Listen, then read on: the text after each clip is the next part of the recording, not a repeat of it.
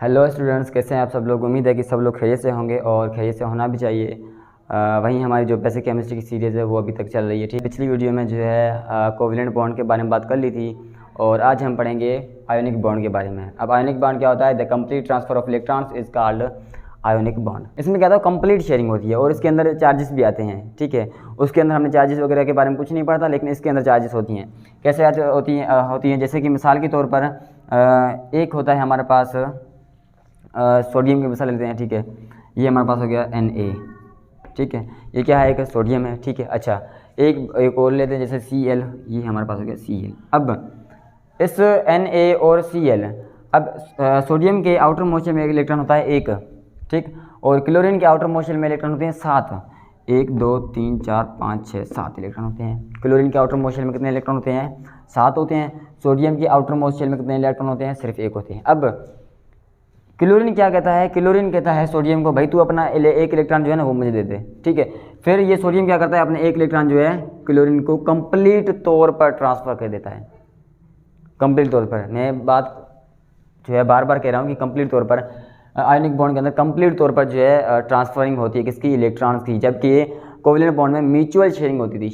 Sharing और complete तौर पर जो है देने में इलेक्ट्रॉन में वो फ़र्क होता है। ठीक है, तो ये क्या करता है? सोडियम जो अपना एक इलेक्ट्रॉन इसको दे देता है, किसके पास? क्लोरीन के पास दे देता है। ठीक है, तो जब इसका एक इलेक्ट्रॉन जो है उसके पास गया, कितने इलेक्ट्रॉन गए? एक गया इलेक्ट्रॉन, तो चार्ज कितनी आ गई? पॉजिटिव। अच्छा, इसने एक इलेक्ट्रॉन हासिल किया तो हमारे पास चार्ज कौन सी आ गई? नेगेटिव, यानी -1 +1।